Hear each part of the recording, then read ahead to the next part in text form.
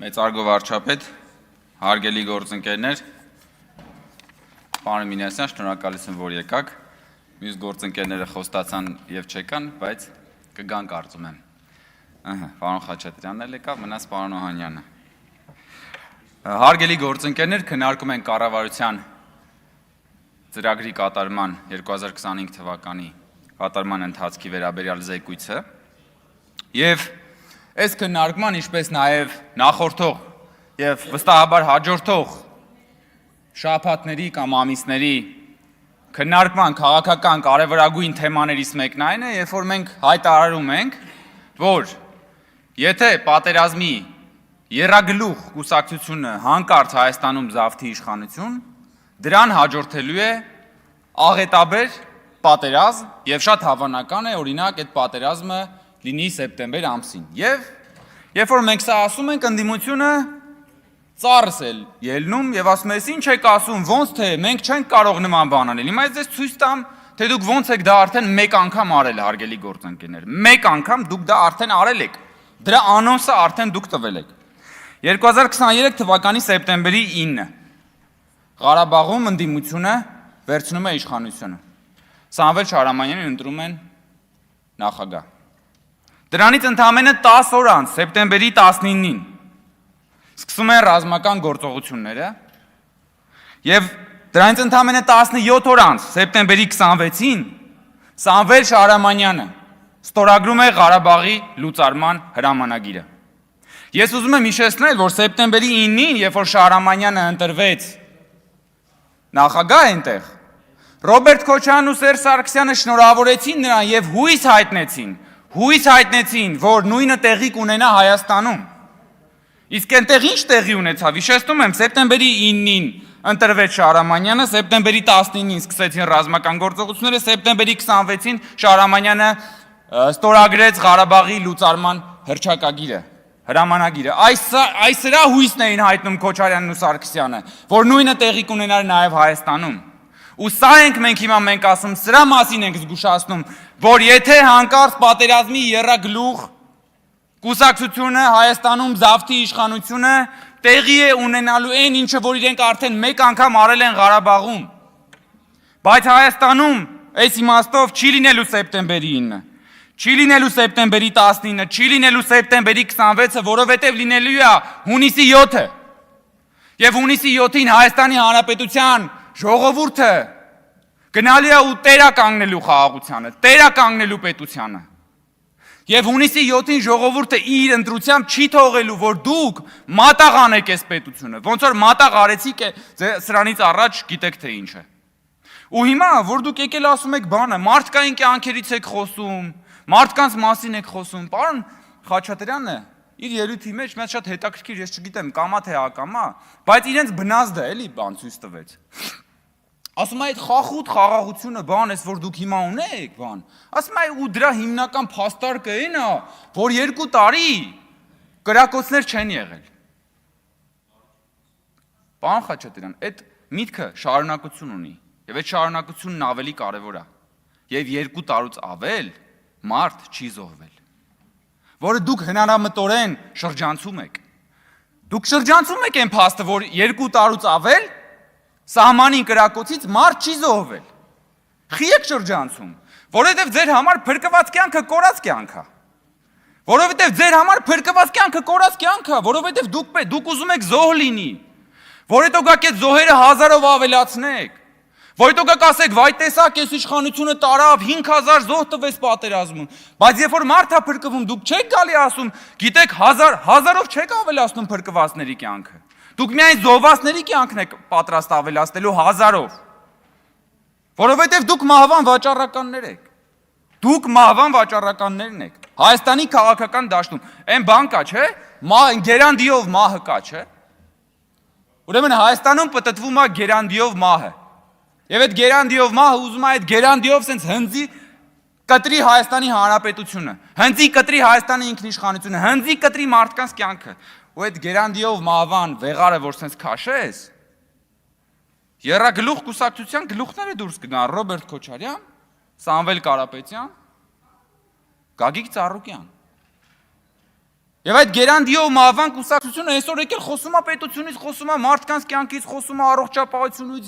խոսում է տարբեր վեհարժեքներից, բարոյական կոդեքսից եք խոսում, պարոն Խաչատրյան։ Բայց ձեր բարոյական կոդեքսն է դա, որ մարդկանց բանեք, այսինքն ձեր գործընկեր ուժը, որին պարոն Մինասյանն ասեց, որոնք բռնվել են ընտրակաշառքի վրա հերթական անգամ երեք, մարդկանց ասում են շունշ անգյալ։ Էտա ձեր ընկալումը, ձեր բարոյական կոդեքսը մարդու մասին դա է, շունշ անգյալ։ Ու մարդու կյանքի մասին էլ է դա հասկանում եք դա։ Ձեր համար մարդու կյանքը շան կյանք է։ Մարդու կյանքը շան կյանք է։ Ձեր կարծիքով մարդը շանպես չունի ընտրելու իրավունք, որի ձայնը կարելի է այսօր առնել, վաղը ծախել։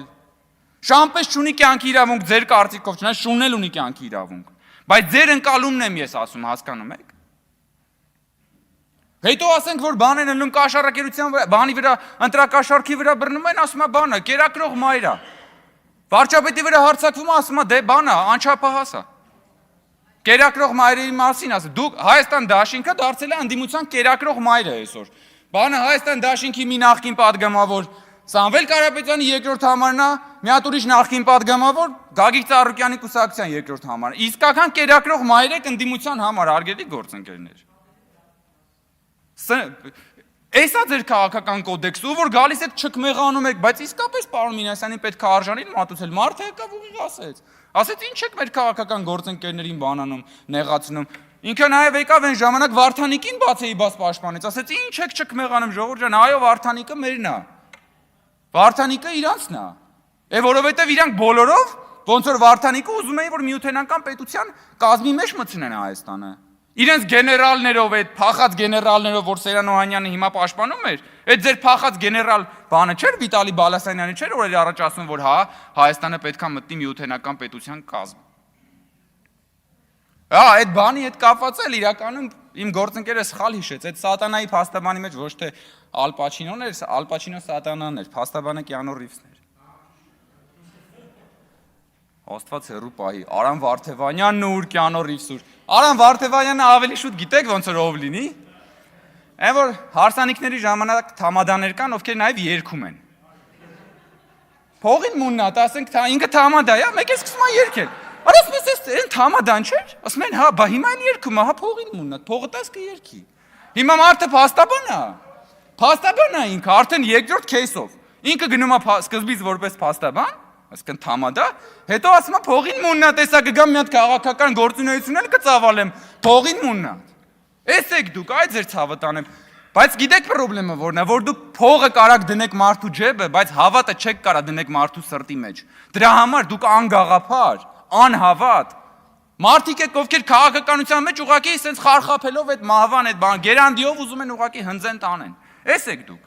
Ու ամեն պատահած առիթով գալիս ասում են Ադրբեջանի եւ Թուրքիայի պահանջով այս իշխանությունները եւ այլն եւ այլն։ Լավա չեք ասում Ադրբեջանի եւ Թուրքիայի պահանջով Հայաստանի իշխանությունները առողջապահության ապահովագրություն են անում։ Բուժում են բոլորին, որպեսզի առողջ հանձնեն։ Չնայած դա էլ կարակ ասեք, Քրիստինե Վարդանյանն երեք ասում է, բան, ամերիկյան համալսարանը հայտարարեց, որ դասերը կլինի հեռավար Իրանի դեպքերի դուք եք մեղավոր։ Ես ուղղակի զարմանում եմ, երբ որ Քրիստինե Վարդանյանը մտնում է սենյակ, ողջախոհությունը դուրս է գալիս սենյակից։ Գնում կախվում է ուղղակի ասենք, հասկանում եք։ Ասում եք մատաղացու գար, պարոն Մինասյան, կարծեմ դուք եք ասում մատաղացու գար։ Դուք եք խոսում դրանից։ Երբ որ 2023 թվականն էր, եթե կարծում եմ ճիշտ եմ հիշում, երբ որ վարչապետն առաջին անգամ այս ամբյոնից խոսեց նշաձողի իջացնելու մասին, դուք կրկին ծառս ելաք։ Եվ դուրս եկաք փողոց, սկսեցիք շարժումներ գեներացնել, այնտեղ հայտարարություն ընդունեցին խմբակցությունները, խոսում էին ինքնորոշման իրավունքից, պետականությունից, հայկական երկու պետություն եւ այլն բան։ Հիմա սկի չեք խոր, հիմա էլ ասում եք, այ դենց բան, դե վերադարձի իրավունքը բանը, բա մատաղ անելուց ավելի վառ օրինակ չկա։ Բա որ դուք չթողեցիք, որ այդ մարդիկ գնան նստեն, բանակցեն, խոսան, այսօր մենք խոսում ենք բռնի տեղահանությունից։ Եվ ես նորից եմ ասում, Հայաստանի ժողովուրդը հունիսի 7-ին գնալու է եւ տեր կանգնելու խաղաղությանը։ Ու թույլ չի տալու, որպեսզի նոր Բերլինի կոնգրեսներում ու Սան Ստեֆանոներում դուք գնաք դիվանագիտական մուրացկանի ցուպը ձեռքներիդ, գնաք խնդրեք, աղերսեք, լացեք, որ մեզ ինչ որ մի հատ թուլափայ տան։ որովհետև մենք ունենք պետություն։